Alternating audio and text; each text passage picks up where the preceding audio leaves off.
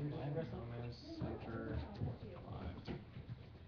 I don't think so. I think that guy's like 50 years old, but no, he is. Was it? Is it that hardcore DVD likes to play? Yeah.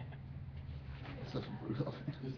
Hi, I wonder if you're looking at me. The new reviews, I don't think I do. That one was due last week, and I haven't gotten Oh, the okay, new that's one alright. yet. Alright, So we're waiting for May. Alright, let me see what you got. Sorry about that. It's crazy. Sorry.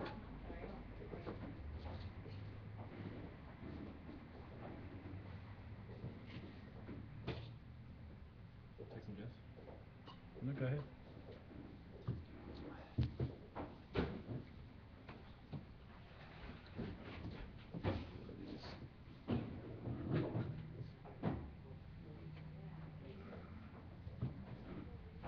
No, wait a minute. Is that Catwoman? Yeah. First two. No, it's like mid-90s kind of thing. Riddler? Yeah. Been crazy for a little while. Joker, got Robin up here, got a Joker in there, almost done. Is it Jim Lee or is it? It's a mix of Jim Lee stuff and my stuff. That's cool. Man. Yeah, it's cool. Taken forever. Especially because it's all drawn out, so it'd be nice if we could just hurry up and stick it on. I feel like I met you before because I recognize that tattoo. I'm around. Every once in a while. Alright, Oh. And we're live. we're live. Hi, my name is Adam Freeman. Welcome to ComiCenter Live, a weekly live roundtable designed to identify and solve all the comic book industry's problems. Yes, all of them. We are coming to you from the floor of the award-winning Brave New World Comics here in Santa Clarita, California. And there are 30 minutes remaining.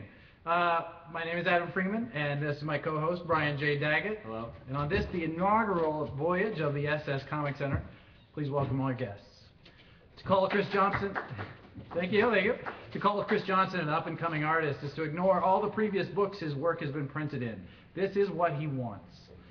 So fresh off his tent in the Top Cow pit, Chris just signed on to a highly anticipated miniseries, which apparently I'm not supposed to mention here. So ladies and gentlemen, goddamn Chris Johnson. Chris, thank you. Tom Pinchuk's writing has seen print in the highly acclaimed Hybrid Bastards, Ruin, and most recently Unimaginable. He has been featured on Pop Galaxy's Make Comics, and when he's not writing comics, he works as a columnist and personality for Whiskey Media's family of websites. Tom Pinchuk. Welcome to the show. Welcome, boys. Welcome. We're on. So we made it. We didn't think we were going to make it, but we are. Everybody made it to the table, and here we are. And I am sending out a tweet right now saying we're actually on. So there you go. Yeah. Now it's official. That's official. So the plan is to talk about comic book industry stuff, and so we have several stories we want to cover this week. We want to hear from you. Go to Geek Week Live. Give us your questions. We will be ready to answer them, hopefully, if we can squeeze it in. Yeah, we'll take questions in the chat and kind of answer a few select ones at the end. Right, exactly. All right, so let's get to the stories for this week. When those of us who love Boom Studios heard their announcement that they were doing a line of Disney Kids comics, and not too long after Marvel was bought by Disney, it seemed as though the clock was ticking. It also seems as though the doomsday clock struck midnight this week because they've officially stopped soliciting Disney books completely. It's not a surprise. It's not a happy thought for the guys at Boom. I think Ross and Chip really do a fantastic job over there. Not to mention the ever-loving Mark Waid, who really put them on the map. But it's not great. You know, nobody's really happy about this, I would imagine, except for the people at Marvel. But what do you think? Anybody? I mean, I guess it's like the latest of a series of questions about when you have this kind of consolidation, whereas like what rights kind of continue to go where. I mean, I'm wondering about like Islands of Adventure, it's Universal Studios theme park, and how much longer the Spider-Man ride, the Hulk ride, going to be there, instead of Disneyland. So it's a shame, but I mean it seemed like that was kind of the shoe waiting to drop.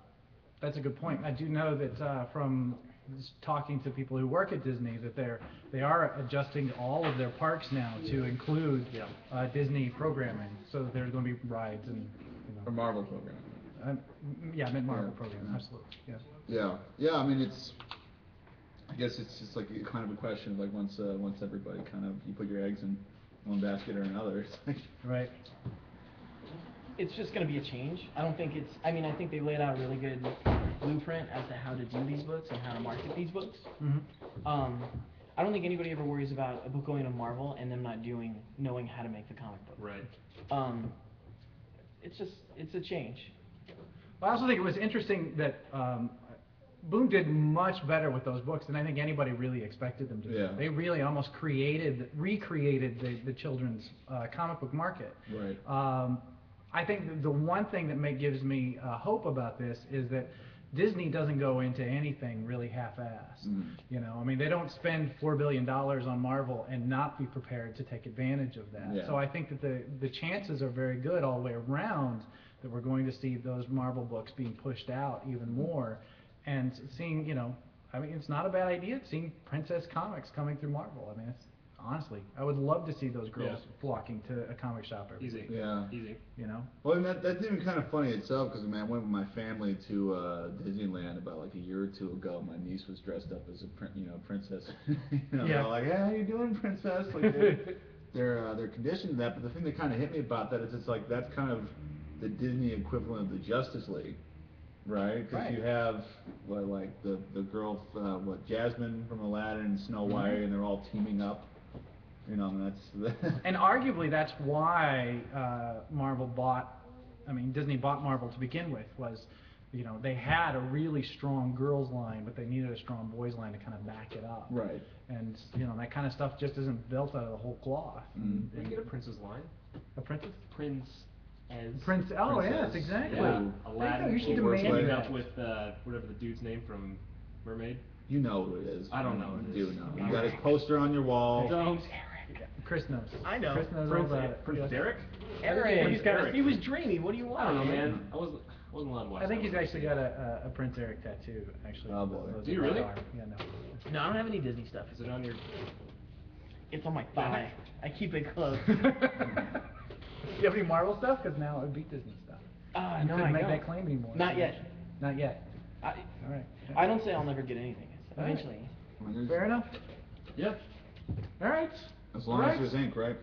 As long as there's ink and skin. Moving on. Exactly. You never know. Moving on. So we're in a comic book store. We're in a comic book store that recently remodeled as a result of. Looks good. Thank you. As a result of local Borders closing. Borders has closed something like 200 stores over the last. I could get that number wrong. Yeah. Tokyo Pop recently closed down all of their Los Angeles office, and they're no longer doing manga of any kind. They no longer have a presence in the U.S. Right. They're just German, done. German office now. That's German office? Just German? Mein Wow. Herz, mein Land. Jesus. And Dark Horse just recently laid off A bunch of their editors. a bunch of editors. And when you lay off editors, that means you're that's getting your- rid of revenue. It's your bread and butter. Exactly. Mm. When you hire editors, that means you're starting to expand revenue. I mean, you know, Yeah. marketing people, the support staff, all of those guys, they can come and go. But when you get rid of editors, you know you mean business about cutting to the bone. Is the sky falling? Are we all fucked? What's going on? Is it death from above? Is the comic book industry gone? Should I find something else to do with my life? I mean, if it's been falling since 1997, at least. I mean, I don't know. I mean, I'm not to diminish, you know, the importance of those events. I mean, what's happened, you know, people losing their job is not something to make light of, but I don't know, it feels like I've heard the same story for like the past 10, 13 years, or even, you know, even going back before that, like these mediums on the edge, and it's like, you wonder how much of that's just kind of people getting too close to, you know, look at the bigger picture about. Right. Yeah, I mean, the thing with Borders too is just like, I wonder how much of that's, you know, is that necessarily just the economy in general, or is it, you know, I mean, is it just that Barnes & Noble proved to be the better supplier? Well, I think the reason why Barnes & Noble has stuck around longer, you know, they could be on the way out too. They've really embraced the digital distribution. Right. They have the Nook, which is fantastic, and Borders like did a bunch of outsourcing to like a really, really dated Sony reader, which they just sold third party. But with definitely the way that Barnes & Noble have embraced the you know, the digital distribution, totally has carried them to the point where they're still alive. They're still floating. if you know, walk into a Barnes and Noble, it's hard to remember they actually sell paper. They They've really got, do you walk every in sign. and there's that Nook kiosk Yeah. right there smack in your face. Yeah. But I think there's a big difference between Tokyo Pop and Dark Horse. I think Dark Horse, you know, they make a lot of smart books, and in general, they make a lot of smart moves. I think it was just a matter of them putting a lot of eggs in a couple different baskets, and it just so happened none of the gold key relaunch, not a great idea. They put a lot of money into it. It didn't work out. There's not much they could do. They put all that money into all those horror comics relaunches, and they weren't bad books.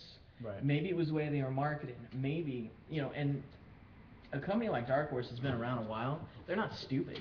You know what I mean? It's not like they're on the verge of going. They saw what was going on. They had to make some changes. And they did let go of quality people. So I don't think it's a choice that they wanted to make or they made lightly. But I certainly don't think I would be shocked if Dark Horse had to completely remodel their whole structure. No. And arguably, this kind of harkens back to what happened at Vertigo a little while ago. They really did put a whole lot of movement behind the crime books that they were doing for the bookstores, and obviously bookstores are suffering.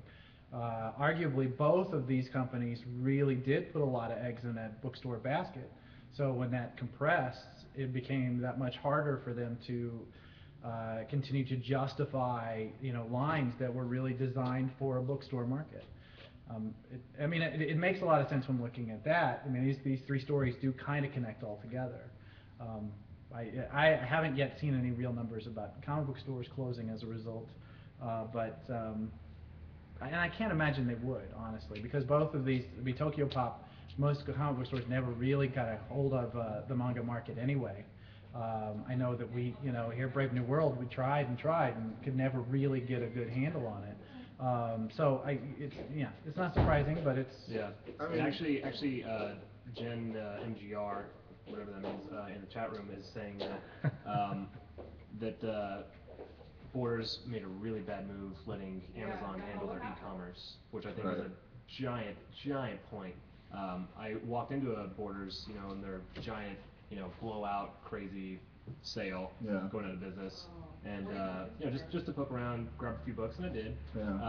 But you know, using my phone and like kind of scanning books and all that stuff, even with the crazy deals, you're still getting an incredibly marginal deal better on Amazon. Right. You know.